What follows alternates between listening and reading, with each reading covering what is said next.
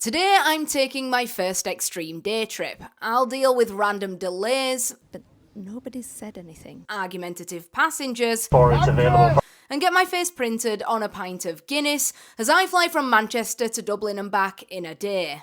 Good morning from Manchester Airport, Terminal 3 multi-storey car park. Now it is currently 4:20 in the morning and I am here this morning because I am going on my first ever extreme day trip, and that's where you travel somewhere and come back all in the same day. And for my case, I am flying over to Dublin. Now I'm on the 6 a.m. Ryanair flight this morning and I'm actually coming back this evening on the 10 p.m. Ryanair flight, giving me roughly 15 hours to explore the city of Dublin. Now the flight itself was £28 return. In fact, parking here in this multi-storey car park has actually cost me more than that. I think this was like 33, which is crazy. I think to be able to fly anywhere for under £30 in this day and age is just fantastic.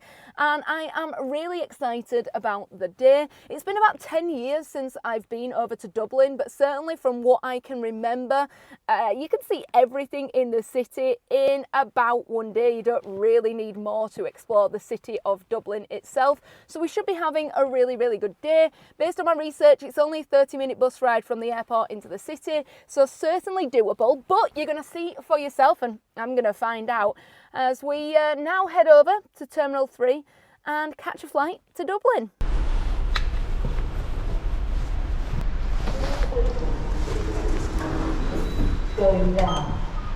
First things first, I had to get from the multi-storey car park at Terminal 3 over to the terminal itself, which was surprisingly harder than you might think, as it seems there's absolutely no signs here. No room. The night had seen some serious snow in and around Manchester Airport, and staff were on with clearing that. Walking into the terminal itself was fine, but driving on those ungritted roads around the airport was a nightmare, and it certainly made me very worried for what I might find when I got back to my car later this evening. Inside the terminal, I did manage to breeze through security, but I quickly saw why, as in typical Manchester Airport Terminal 3 style, there were absolutely zero seats available. I did manage to find one seat down by the gates, and that gate just so happened to be mine, so I waited here until it was time to board the flight.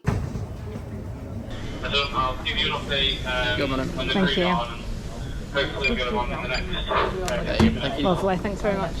Since the queue out to the aircraft was already backed up to the door, they actually told us to create a second row using up all the available space, and we stood there for about 20 minutes before being shouted and told to turn back around and head back to the departures area. Okay, so we went to board the aircraft, went through scanned boarding passes and everything like that, but they wouldn't let us out to the aircraft itself.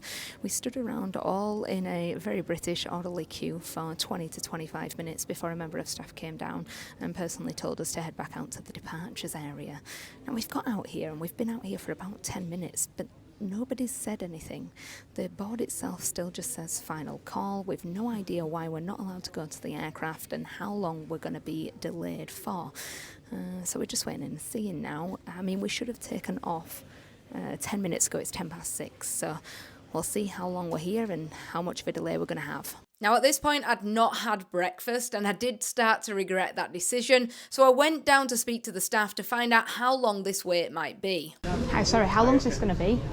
Further Dublin? Yeah. I'll probably say about, 20 minutes? Oh, okay. I've got time to nip down for like a sandwich or something. Perfect, thank you very much.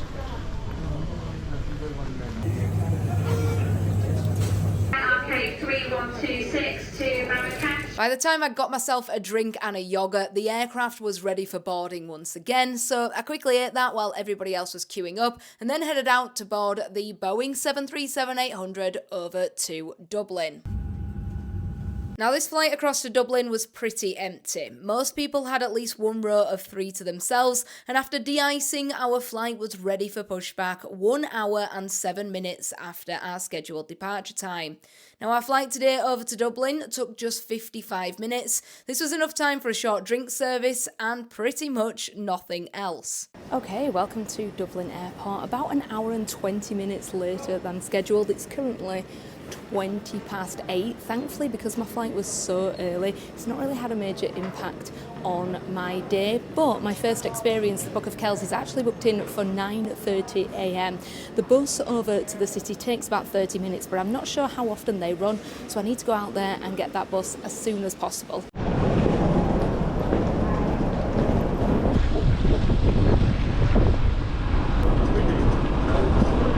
Hi, can I get a ticket to Dublin, please? Can I get a return for the same day? Yeah. Perfect. Okay, I've been really lucky. I stepped out of the terminal and there was a bus straight in front of me to Dublin city centre.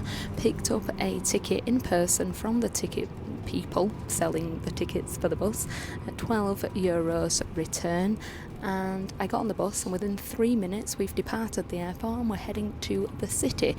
From my research, it's about a 35-minute drive, and the driver did say there's a couple of different stops in Dublin city centre for me to choose from. He's going to make announcements when we get a little bit closer. So with that, I'm just going to sit back and relax now until we get to where we need to go. Well, it's great the bus was on time. One thing I really didn't account for was the traffic. The traffic, obviously, in a capital city, any capital city, at 8 a.m. in the morning, it's pretty hectic, and Dublin is no different. It's about 5 to 10 minutes now until my tour starts, and I've got about a 6-minute walk, so cutting it a little fine.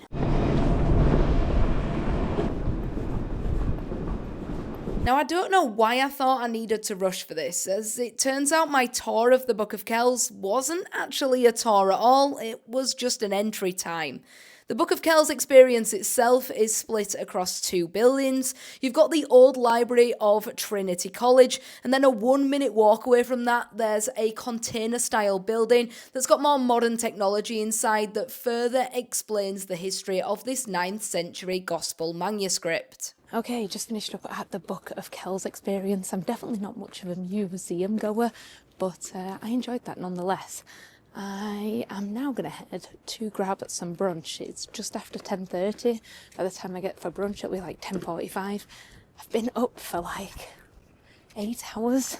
Yeah, I've been awake for 8 hours now, and I've not really had a proper meal, so I'm looking forward to something to eat. After a quick look on Google reviews, I ended up at Pog for some brunch, where I got my first taste of how expensive food seems to be in Dublin. I then took a short walk over to Dublin Gardens. Considering I left Manchester in the snow, I was so lucky when it came to the weather in Dublin. That's one of the things I've learned about extreme day trips. The weather really matters, as I can't think that 15 hours in Dublin in the rain would have been much fun at all. I spent the next few hours walking around Dublin city, visiting some of the most popular sites, including this, the Portal. It's kind of like FaceTime with other cities around the world. I've wanted to see one of these things for ages, and it didn't disappoint. I spent a good 20 minutes here watching it rotate around different cities. I have had the most fantastic afternoon wandering around, taking in some of the most famous sites here in Dublin, even in this freezing cold weather. But now I am heading somewhere to learn a little bit more about something that the people of Ireland seem so proud of, and that's Guinness. I'm going to the Guinness Storehouse. I did come here 10 years ago. I can't really remember much about it, and I'm sure it's changed quite a lot in the past 10 years, so let's go check it out.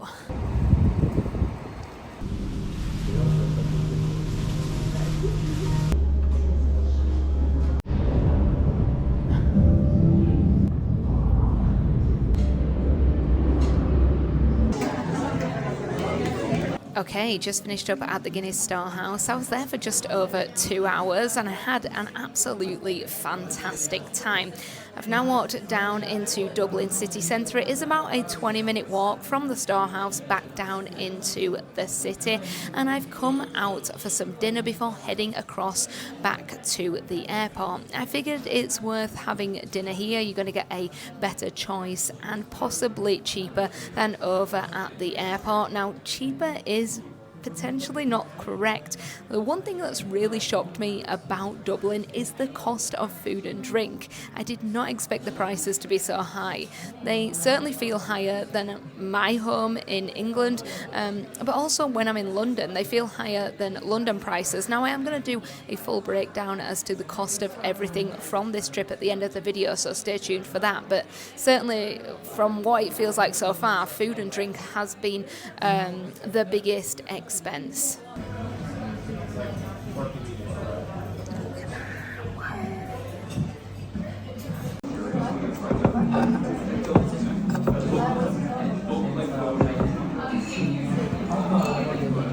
After tucking into a delicious pizza, I headed over to catch the bus back to the airport. When it gets to around 7 p.m, the number of buses reduces significantly, so I decided to go earlier rather than later, as there was really nothing left for me to do out in the city.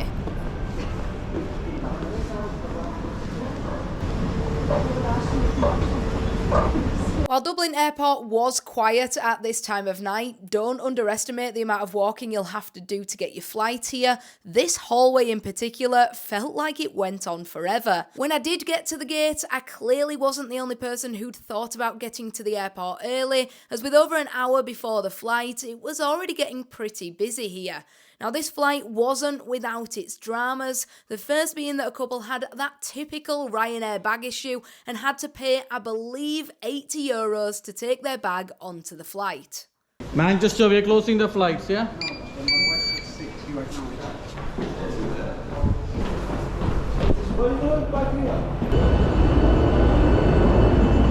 My flight back over to Manchester was as quiet as the outbound, and despite having to be de-iced once again, we still took off on time.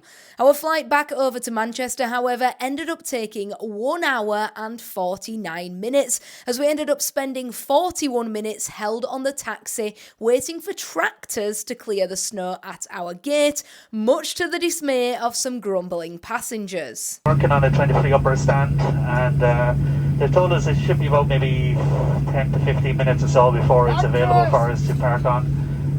They're working on it at the moment as we speak, and but if there's any improvement in the meantime, I will let you know. But unfortunately, this is completely outside of our control with the weather. All of this meant I didn't get off the plane in Manchester until gone midnight, making this a very, very long day out. But what about the numbers? How much did this trip cost? Well, I had to drive to the airport because of the flight times, so I spent £20 on petrol and £33.96 on parking. My return flights to Dublin were £26.98, and my bus from Dublin Airport to the city and back was €12. Now, I did a few free things while I was in Dublin, but I still ended up spending €61.50 on attractions. That included €21.50 on the Book of Kells and €40 on the Guinness Storehouse, although you can get this one for cheaper depending on the type of ticket you book. Then there was my food, which was my biggest expense at €68.17. Now, I was out of the house for 23 hours on this trip, and I ended up walking over 35,000 steps, so I guess in that respect it's not terrible. All in all, that brings my total to £197.87, which shows that even with a cheap flight, an extreme day trip can still quickly add up.